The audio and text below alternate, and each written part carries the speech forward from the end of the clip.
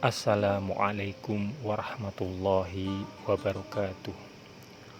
Allahumma sholli ala sayyidina Muhammad wa ala ali sayyidina Muhammad.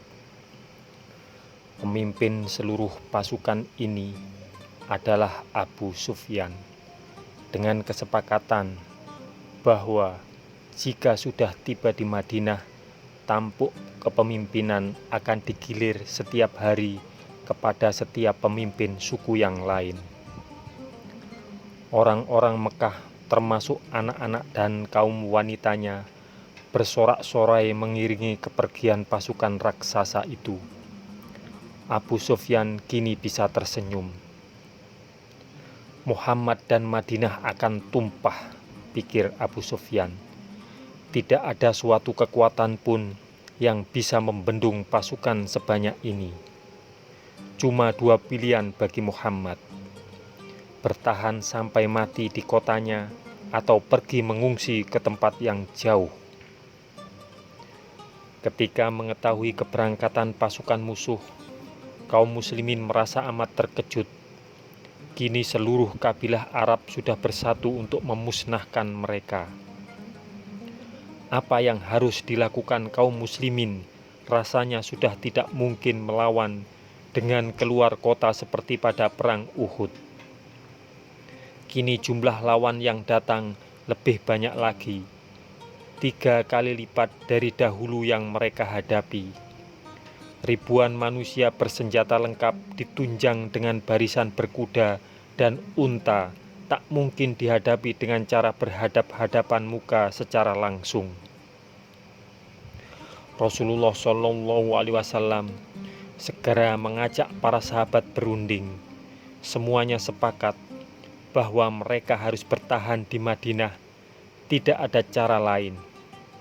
Namun itu saja belumlah cukup, sebab pasukan musuh sebesar itu akan mampu merebut rumah demi rumah dan jalan demi jalan di Madinah yang akan dipertahankan kaum muslimin. Apalagi keberadaan kaum wanita, anak-anak dan orang tua akan menambah beban pasukan yang bertahan. Seorang sahabat Rasulullah Shallallahu Alaihi Wasallam akhirnya menemukan jawabannya. Menggali parit. Ya Rasulullah, demikian sahabat itu mengajukan usul.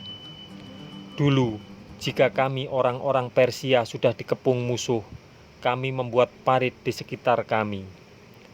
Orang yang mengajukan usul itu adalah Salman Al-Farisi. Salman, si orang Persia. Usul cerdik itu segera diterima oleh Rasulullah Shallallahu Alaihi Wasallam dan para sahabat segera mulai menggali parit di sekitar kota Madinah. Jumlah kaum muslimin ada 3.000 orang. Setiap 10 orang ditugasi menggali parit sepanjang 40 hasta. Karena itulah perang ini disebut perang Khandaq atau perang parit atau perang Ahzab atau perang sekutu. Disebut perang sekutu karena pasukan yang dihadapi kaum muslimin adalah pasukan persekutuan beberapa kabilah Arab. Maka dimulailah perlombaan itu. Manakah yang lebih dulu kaum muslimin menyelesaikan parit atau pasukan Ahzab tiba di Madinah? Menyadari bahwa waktu sangat penting dalam keadaan ini, semua orang pun bekerja keras. Rasulullah Shallallahu Alaihi Wasallam sendiri terjun dalam penggalian itu. Begitu kerasnya Rasulullah Shallallahu Alaihi Wasallam ikut bekerja, seorang sahabat bernama Al-Bara bin Azib berkata, pada waktu perang Ahzab, saya melihat Rasulullah Shallallahu Alaihi Wasallam menggali parit dan mengusung tanah galian sampai saya tidak dapat melihat dada beliau yang berbulu lebat karena tebalnya tanah yang menempel dan melumurinya. Kaum Muhajirin dan Ansor bekerja sambil melantunkan syair penuh semangat. Kami adalah orang-orang yang telah berbaiat kepada Muhammad untuk setia kepada Islam selama kami masih hidup. Ucapan ini dijawab oleh Rasulullah Shallallahu Alaihi Wasallam. Ya Allah, sesungguhnya tiada kebaikan kecuali kebaikan akhirat. Maka berkatilah kaum Ansor dan Muhajirin. Tiba-tiba di suatu bagian galian tertunda karena ada sebuah batu besar yang begitu kuat dan tak bisa dipisahkan oleh para sahabat. Mereka pun melapor, Rasulullah, sebuah batu menghambat kelancaran kami dalam penggalian parit. Biarkan aku yang turun, sabda Rasulullah Shallallahu Alaihi Wasallam. Beliau pun turun dan menghancurkan batu sambil mengucapkan Bismillah. Batu yang keras itu pun hancur seperti pasir. Pada saat itu Allah memberi Rasulullah Shallallahu Alaihi Wasallam penglihatan tentang masa depan kaum muslimin. Setelah pukulan pertama, Rasulullah Shallallahu Alaihi Wasallam bersabda, Allahu Akbar, aku diberi kunci-kunci Syam. Demi Allah, aku benar-benar bisa melihat istana-istana yang bercat merah saat ini. Setelah itu, beliau menghantam untuk kali keduanya batu keras yang tersisa sampai sebagian hancur menjadi pasir. Saat itu, Rasulullah Shallallahu Alaihi Wasallam bersabda, Allahu Akbar, aku diberi tanah Persia. Demi Allah, saat ini aku bisa melihat istana Madain yang bercat putih. Bismillah, sambil mengucapkan itu, Rasulullah Shallallahu Alaihi Wasallam menghantam sisa terakhir batu itu sampai hancur menjadi pasir. Beliau pun bersabda, Allahu Akbar, aku diberi kunci-kunci Yaman. Demi Allah, dari tempatku ini aku bisa melihat pintu-pintu gerbang San'a. Di kemudian hari, setelah Rasulullah Shallallahu Alaihi Wasallam wafat, semua negeri yang beliau sebut itu takluk dalam pelukan Islam.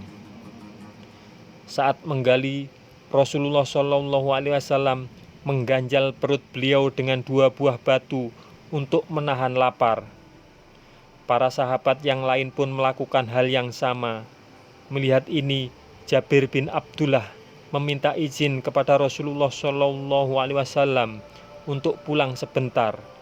Sampai di rumah, Jabir bertanya kepada istrinya, Aku tidak akan membiarkan Rasulullah Shallallahu Alaihi Wasallam kelaparan. Apakah kamu mempunyai sesuatu? Ya, aku punya gandum dan seekor anak kambing. Kemudian Jabir memasak daging kambing dalam periuk dan memasukkan tepung gandum ke dalam pembakaran roti. Setelah itu, ia menemui Rasulullah Shallallahu Alaihi Wasallam dan berkata, Ya Rasulullah, aku ada sedikit makanan. Datanglah engkau bersama seorang atau 2 orang sahabatmu. Rasulullah Shallallahu Alaihi Wasallam bertanya, berapa banyakkah makanan itu? Jabir menyebutkan jumlah makanan yang sedikit itu. Rasulullah Shallallahu Alaihi Wasallam bersabda, itu cukup banyak dan baik. Katakanlah kepada istrimu, jangan diangkat masakan itu dari atas tungku dan jangan mengeluarkan roti dari bahan bakarnya sebelum aku datang ke sana.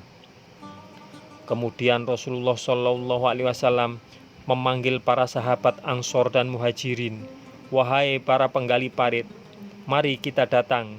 Sesungguhnya Jabir memasak makanan besar. Mendengar itu, Jabir sampai mengangakan mulut. Bagaimana makanan sedikit itu cukup buat seluruh orang? Ternyata makanan itu cukup untuk membuat semua orang kenyang, bahkan masih tersisa. Pada saat lain, Rasulullah Shallallahu Alaihi Wasallam juga membagikan setangkup kurma kepada begitu banyak orang. Semoga kisah ini bermanfaat untuk kita semua. Wassalamualaikum warahmatullahi wabarakatuh. Mudah-mudahan kelak kita akan mendapatkan syafaat dari Nabi besar Muhammad Sallallahu Alaihi Wasallam. Amin, amin, amin ya Rabbal Alamin.